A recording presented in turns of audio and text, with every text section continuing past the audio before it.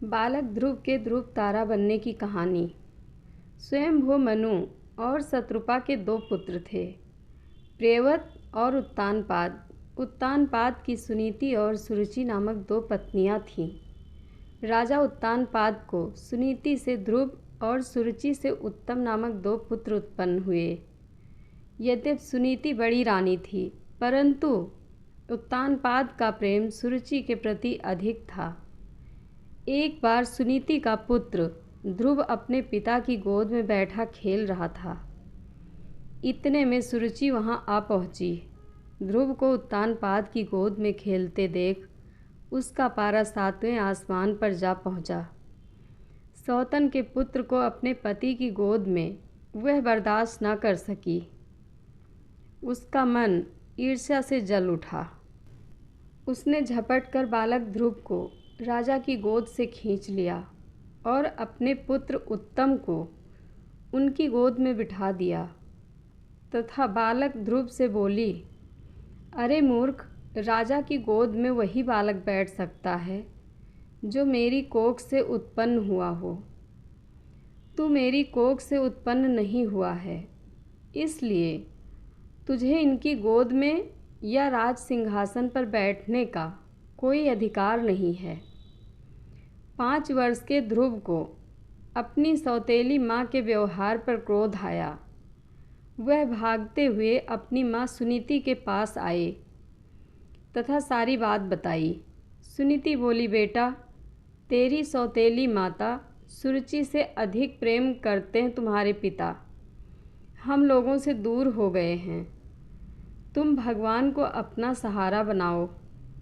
माता के वचन सुनकर ध्रुव को कुछ ज्ञान उत्पन्न हुआ और वह भगवान की भक्ति करने के लिए पिता के घर को छोड़कर चल पड़े। मार्ग में उनकी भेंट देवऋषि नारद से हुई। देवऋषि ने बालक ध्रुव को समझाया, किंतु ध्रुव नहीं माना। नारद ने उसके दृढ़ संकल्प को देखते हुए ध्रुव को मंत्र की दीक्षा दी। इसके बाद देवऋषि राजा उत्तानपाद के पास गए। राजा उत्तानपाद को ध्रुव के चले जाने से बड़ा पछतावा हो रहा था। देवऋषि नारद को वहां पाकर उन्होंने उनका सत्कार किया। देवऋषि ने राजा को ढांढस बंधाया कि भगवान उनके रक्षक हैं। भविष्य में वह अपने यश को संपूर्ण पृथ्वी पर फैलाएंगे। उनके प्रभाव से आपकी कीर्ति इस संसार में फैलेगी। नारद जी के इन शब्दों से राजा उत्तानपाद को कुछ तसल्ली हुई। उधर बालक ध्रुव यमुना के तट पर जा पहुँचे तथा महर्षि नारद के मिले मंत्र से भगवान नारायण की तपस्या आरंभ कर दी। तपस्या करते हुए ध्रुव को अनेक प्रकार की समस्याएं आई, परंतु वह अपने संकल्प पर अडिग रहे। उनका मनोबल विचलित नहीं हुआ। उनके तप का तेज तीनों लोकों में फैलने लगा। ओम नमो भगवते वासुदेवाय की ध्वनि वैकुंठ में भी गूंज उठी। तब भगवान नारायण भी योग निद्रा से उठ बैठे।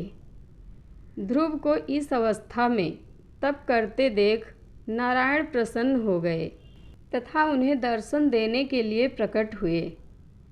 नारायण बोले, हे राजकुमार, तुम्हारी समस्त इच्छाएं पूर्ण होंगी। तुम्हारी भक्ति से प्रसन्न होकर मैं तुम्हें वह लोक प्रदान कर रहा हूँ जिसके चारों ओर ज्योतिष चक्र घूमता है तथा जिसके आधार पर सब ग्रह नक्षत्र घूमते हैं। प्रलय काल में भी जिसका कभी नाश नहीं होता।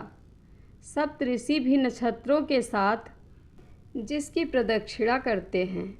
तुम्हारे नाम पर वह लोक ध्रुव लोक कहलाएगा। इस लोक में 36 सहस्त्र वर्ष तक तुम पृथ्वी पर शासन करोगे।